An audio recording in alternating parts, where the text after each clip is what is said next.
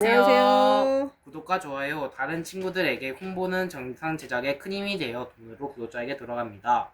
댓글을 달아주시면 질문에 따라 영상 제작해 드리겠습니다. 좋은 하루하루가 되세요. 네, 자, 반갑습니다. 일주일에 한 번씩 우리 이제 유튜브 하기로 했죠. 그래서 네. 오늘 또 그날입니다. 자, 오늘은 윌리엄 오닐의 캔슬림 투자 원칙에 대해서 공부를 해볼게요. 근데 여기에서 캔슬림을 한 번에 다 얘기할 수 있나요, 오늘? 아니요. 할 수가 없을 것 같아요. 시간이 부족할 것 같습니다. 시간이 아니라 이게 너무 내용이 쉽지가 않아요. 모든 투자 원칙들이 쉽지 않다는 거를 알아놓으면 공부가 한 번에 안 되겠구나 이런 걸 알 수가 있어요. 그래서 오늘은 캔슬림을 이용한 기본 적용에 대해서 우리가 어떻게 적용을 했었는지, 어떤 사람들이, 유명한 투자가들이 그런 사례에 대해서 우리가 한번 오늘 알아보겠습니다. 네. 그리고 그 다음에 1탄, 2탄 계속 나갈 거예요. 오늘은 기본적인 것만 공부할게요. 네. 자, 대부분 이 투자가들이 네. 어떤 거를 이용하나요? 투자를 할 때 기본적인 원칙 캔슬링을 많이 이용해요. 이거는 세부적으로 들어가면 굉장히 유용한 법칙들이 많아요. 매수한 다음에 보유했다가 파는 원칙이 기본적으로 들어가는데, 이걸로 하게 되면 누구나, 너도 나도 누구나 성공할 수 있는 비법이 있어요, 이 안에. 유명한 사람들 또 얘기하다 보면은 많은데, 마이클 스코, 케빈 시, 제리 파워, 캐럴 테슨, 짐 타우, 타운샌드, 멀드윈 등등 엄청 많아요. 네. 자, 그 중에서 바버라라는 사람이 이제 이 투자가가 이용한 사례가 있는데, 대부분 20에서 25% 이익을 실현해라. 100%까지 하기가 쉬워요, 어려워요? 올라갔다 내렸다 올라갔다 내렸다 하기 때문에 쉽지 않아요. 그리고 내가 투자 시점이 어느 곳이냐에 따라서 이게 올라갔다 내려갔다 하니까 쉽지가 않다는 얘기죠. 매수 가격의 7에서 8% 아래 손절매. 매수 가격 내가 이익을 봤어. 그게 만약에 18% 떨어졌어. 그러면 그거를 계속 가지고 있어라, 보유를 해라. 이 사람은 버린 거죠. 그리고 변동성 큰 시장 손절매 기준 5에서 6%. 변동성이 큰 시장이 어떤 시장이에요? 조정장, 요즘처럼 폭락장 갑자기 푹 떨어지는 거 막 30% 이상 이런 데서는 손절매 기준이 5, 6%. 무조건 던져라. 사람마다 다르지만 이 사람이 이렇게 있다는 얘기예요. 네. 그리고 캔슬림의 조건은 바닥 패턴이 형성된 이후에 대량 거래량이 있어야 돼. 대량 거래량. 거래량이 뭐라고? 대량. 엄청 많아야 된다는 얘기죠. 거기에 뭐가 있어야 돼? 굉장히 중요해요. 외국인이 아니라 기관 수급이 있어야 된다는 얘기예요. 외국인이 아니에요. 어디? 기관. 수급. 기관 수급이 있는 종목을 발굴해야 된다는 얘기죠. 그리고 이 모든 기업에는 기본적인 펀더멘탈이 굉장히 중요해요. 여기서 얘기한 거는 캔슬림에서는 펀더멘탈을 중요시 하는데, 펀더멘탈 플러스 뭘요? 기술적 신호. 이게 어떻게 모양이 생겼는지, 바닥 패턴이 어떤 건지, 이런 신호가 굉장히 중요하다는 얘기를 해줬어요, 캔슬림에서. 네. 그리고 재매수 원칙이 있는데, 재매수는 뭐 내가 팔았어, 잘못 팔았어, 이게 더 올라가는 주식이야. 바닥에서 샀으니까 이게 더 올라가요, 덜 올라가요? 더 올라갈 확률이 크죠? 그러니까 그거를 그냥 쳐다보고만 있어요? 아니요. 재매수 할 수 있어야 돼. 재매수. 재매수. 재매수를 하는데, 이 재매수 조건이 그 원칙이 뭐냐? 50일 이동평균선을 회복하는. 이 회복이 굉장히 중요해요. 50일 이동평균선을 오르락 내리락 오르락 내리락 오늘부터 50일 전까지 이거 위로 올라가 있어. 그러면은 재매수해라. 이 원칙이 꼭 해야 된다는, 그 원칙이라는 건 꼭 해야 된다는 얘기죠. 꼭. 이제 그런 조건들이 있어요. 근데 이거는 50일이 만약에 하락했는데, 근데 갑자기 오늘 한 방에 올란 그렇죠. 그런 것도 그렇죠. 50일에 우리 저번 주 금요일 날, 목요일 날, 금요일 날 지수가 떨어지고 좀 오르기 시작했는데, 그때 막 떨어지다가 갑자기 역으로 갑자기 팍 치고 올라가니까 어떻게 해요? 갑자기 21선이 확 회복됐던 것들도 있죠. 그런 거를 알아야 돼요. 그래서 이제 어떤 사람은 뭘 했다? 재매수 원칙이 51선 이동평균 회복하면 이 사람은 재매수를 했다. 그리고 펀더멘탈 어떤 사람은 중요시했다. 거기다 기술적 신호까지 중요시했다. 이거는 캔슬림 안에도 들어가 있어요. 그래서 이런 기준을 잘 가지고 있어야 돼요, 우리가. 네. 그리고 주가가 이 50일 이동평균선 50일 이동평균선을 회복하면 지면서 하고, 그리고 이 하향 돌파하면 어떻게 돼? 하향 돌파했다가 갑자기 당일에 대량 거래 굉장히 중요해요. 대량 거래되면서 많이 거래량이 많이 된다는 얘기요. 그거를 다시 회복된다면 된다 그 신호가 딱 뜨면 어떻게 돼요? 투자가들이 떠받친다는 거죠. 더 막 그거를 사러 들어간다는 얘기야. 그러면 이 종목은 어떻게 돼요? 올라가요, 내려가요? 많이 올라간다는 신호예요. 그리고 현재 한국에서 보면은 한 3,100선에서 3,100 이하로 떨어지면 막 대량 기관이 막 들어와서 막 다 사기 시작하죠. 네. 그러면은 3,100선이 무너진다는 얘기예요. 더 앞으로 더 올라갈 수 있다는 얘기예요. 올라갈 수 있다는 거죠. 그렇죠. 그때는 사야 된다는 얘기예요. 3,100선 밑으로 떨어지면 뭐라고? 요즘에는 매수 타점. 이걸 잘 알아야 돼요. 그리고 여러 종목이 근데 3,100이 떨어졌어도 그때 사봤자 잘못해가지고 물릴 수도 있잖아요. 종목 선택이 굉장히 중요한 거예요. 그래서 이거 캔슬림은 어떻게 대박 종목을 발굴하는 그런 방법을 가지고 있는 좋은 비법인 책이에요. 그래서 이거를 이제 오늘 공부하는 거예요. 그래서 한 번에 다 하려고 하지 말고 차근히 아는데, 이것도 전부가 답이 있다 없다 주식에는 답이 없다. 그러나 누구나 이걸 했기 때문에 이로 인해서 돈을 벌었기 때문에 그거는 응용을 해서 내 걸로 만들면 확률이 많이 높아진다. 내가 지금 하는 것보다. 그래서 이걸 공부를 해야 된다, 안 해야 된다? 해야 된다. 네, 많은 유명한 투자가들이 이용해서 돈을 벌었기 때문에. 그리고 여러 종목이 한꺼번에 시세를 분출하는 것은 시장이 어떻게 돼? 많이 올라갔다는 얘기야. 정점에 도달했다. 그럼 뭐야? 이거는 더 사야 된다, 더 사지 말아야 된다. 정점에 도달하면 더 사면 안 되지. 나는 고점에 물려가지고 그 털 수가 있는 사람이 밑에 나타나야 되는데 주가는 안 올라가고 정점에 달하는데 어떻게 돼? 더 사면 안 된다. 더 사면은 망하는 거네요. 이 그때는 어떻게 해야 돼요? 매도. 현금, 그치, 매도도 하고 현금 확보를 해야 돼요. 매도를 하면서 그것도 하는 연습을 잘 해야 돼요. 그리고 모두 매도식이에요. 그때는 모두 매도식이에요. 어떻게? 모두 매도식이 대중이 확신에 차서 기세 좋게 어떻게 돼? 시장에 막 뛰어들어. 식당 가면 막 그 화제가 나 주식에서 얼마 벌었어가 인산 말이야. 대화의 첫 번째 뛰어드는 말이야. 그럼 어떻게 돼? 나올 시점이야. 나올 시점. 시장이 정점에 가까워졌다는 신호이기 때문에 나와야 된다. 약세장을 어떻게 돼? 환호해야 된다. 왜 환호해? 그때 새로운 주도주, 새로운 선도주가 나오기 때 시작하는 거야. 엄마는 그 약세장, 강세장이 뭔지도 모르고 처음에 뛰어들었죠. 그래서 다 팔았더니 강세장 신호가 막 뜨면서 그게 다 올라갔어요. 그래서 이거를 공부 안 하고 하면은 초보자들은 다 어떻게 돼? 다 수업료야, 수업료. 그래서 공부를 꼭 해야 돼요. 주식을 쉽게 보면 안 돼요. 네. 새로운 선도주와 야세장의 환호는 왜 해야 되는지, 강세장에 발판을 마련한다. 내가 이때 조금씩 사기 시작하는 거야. 우리 앙드레 코스토라니 달걀 모형 이런 거 공부했죠? 네. 이거에서 어떻게 네 번에 나누어서 분할 매수하라고 했죠? 네. 이제 그런 거를 우리가 그때 이제 어떻게 하는 과정을 공부하는 거예요. 그래서 한 가지로만 우리가 모든 시장을 판단할 수 있는 게 아니에요. 골고루 공부를 해야 돼요. 골고루. 그러니까 모든 규칙은 한 번에 원칙이 나오는 게 아니죠.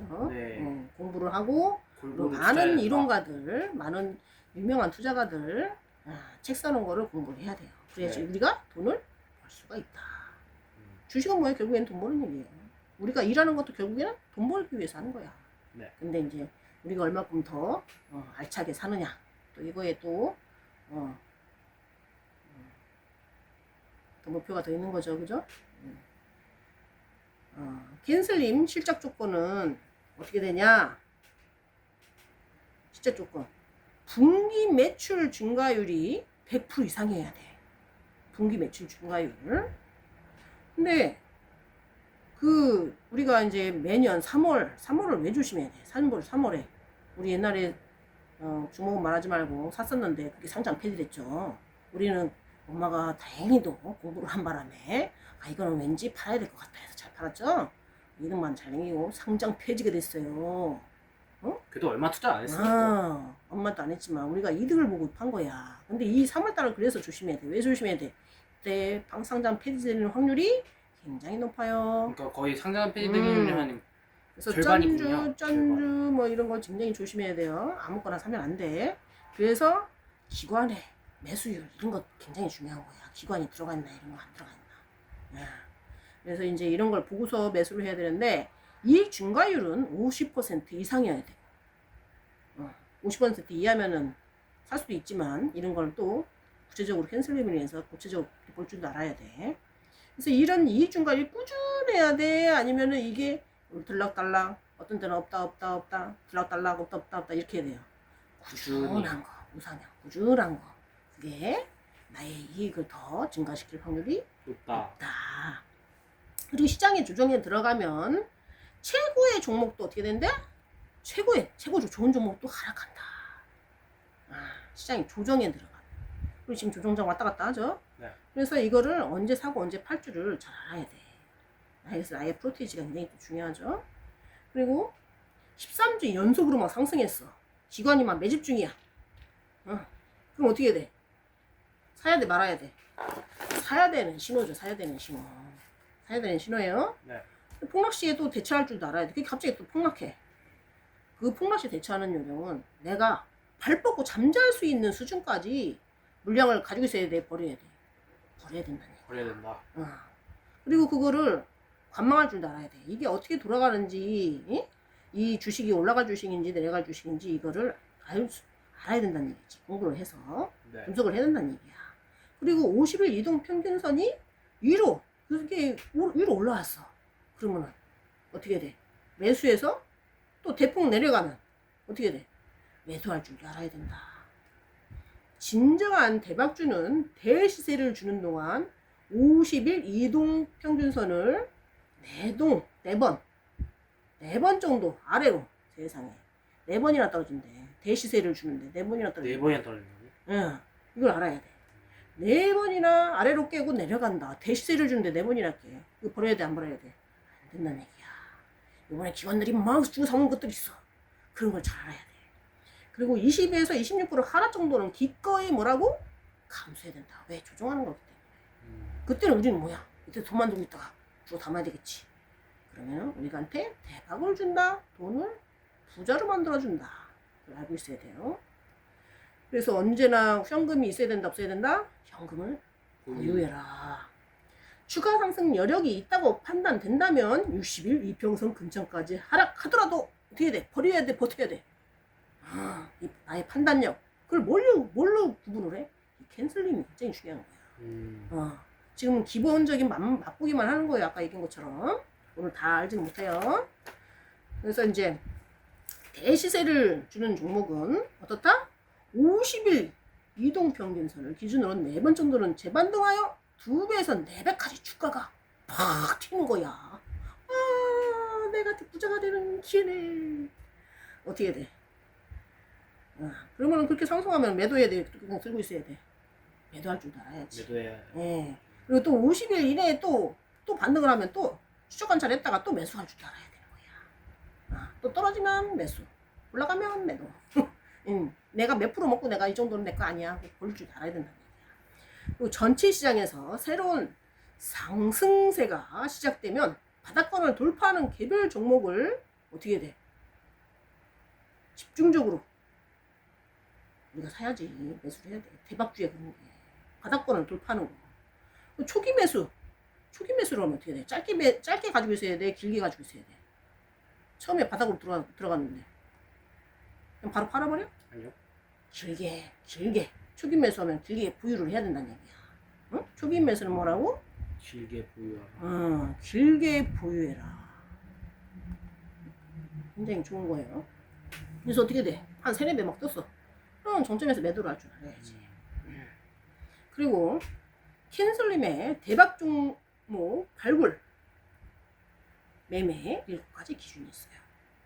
자, 어떤 걸까요? 캔의 C는 뭐야? 분기는 뭐야? 1년을 3개월씩 하면은 몇 번을 나눠요? 잘 모르겠습니다. 1년이 12개월이야. 12개월이고 3개월씩 분기야. 우리나라는 봄, 여름, 가을, 겨울 있죠? 네. 땅 떨어지지 않지만 요즘에는 3개월씩 나는 몇 번이에요. 분기를 따져서. 4. 그렇지. 4분기를 나누는 거야. 4분기의 이익을 우리가 볼 줄 알아야 돼. 계산할 줄 알아야 되고 볼 줄 알아야 돼. 그리고 캔의 A는 연간 이익. 연간 이익이 이게 계속 올라가야 돼, 내려가야 돼. 올라가야 돼. 그럼 유상이야. 분기 이익은 내려갔다 올라갔다 해야 돼? 이것도 올라가야 되겠지. 올라가야 된다. N은 뭐야? 캔의 N은 새로움, 새로움. 이게 맨날 똑같은 것만 지금 요즘 시대는 어떤 시대? 전기차 시대, 뭐 날아가는 뭐 항공 시대인데 맨날 석탄만 만들고 있어. 그러면 그런 걸 매수해야 돼? 아니요. 안 된다는 거야. 새로움. 점점 업그레이드되는 그런 게 있어야 된다는 거야, 기업에서. 그리고 S는 뭐야? 수요와 공급. 잔뜩 만들어내는데 사는 사람이 없어. 그런 주가를 사야 돼? 아니요. 안 된다는 얘기지. 그리고 L 주도주. 주도주는 뭐야? 이게 대장주, 주도주.